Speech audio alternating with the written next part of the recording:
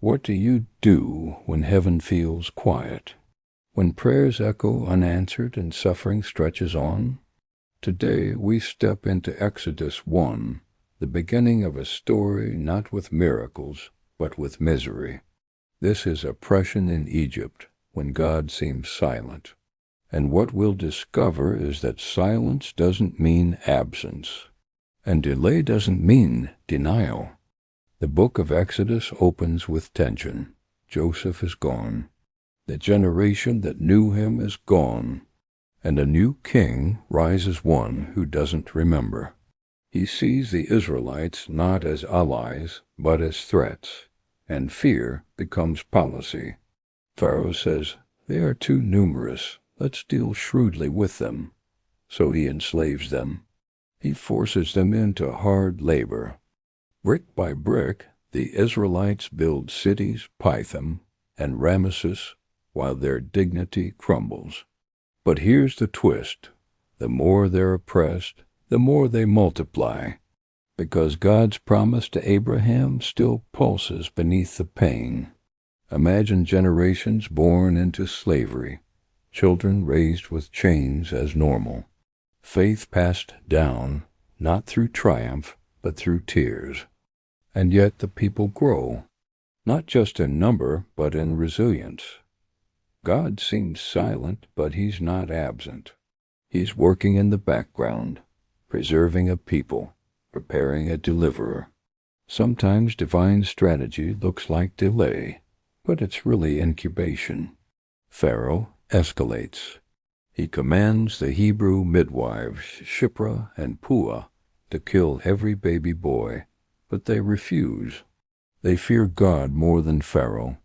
They let the boys live, and when Pharaoh confronts them, they answer with wisdom and courage.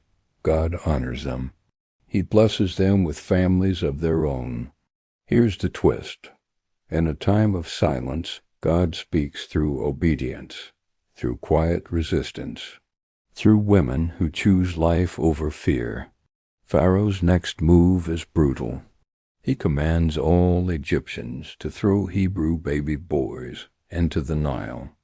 But one mother hides her child. She places him in a basket, sets him afloat on the river, and that baby Moses is found by Pharaoh's own daughter, raised in the palace, educated in royalty, prepared for destiny. God's silence wasn't neglect, it was set up. While Egypt tightened its grip, God was raising a liberator in its heart. Let's pause here, because this isn't just history, it's our story.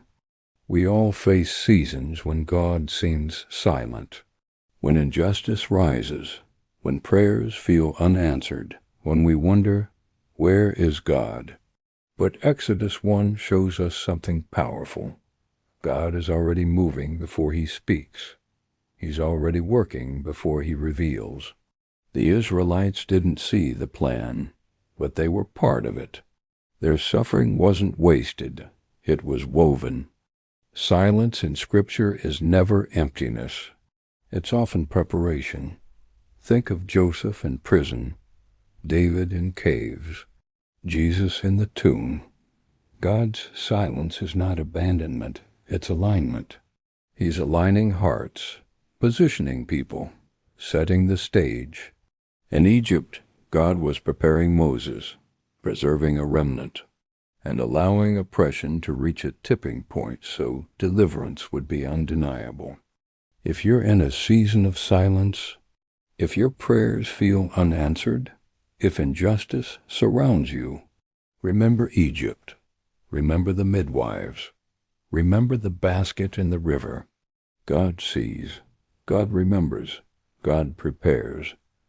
Your silence may be sacred, your suffering may be soil, and your story may be setting up something greater than you imagined.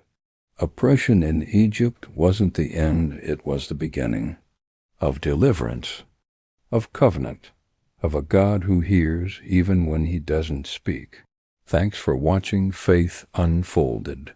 Subscribe, share, and hold on, because silence is never the final word.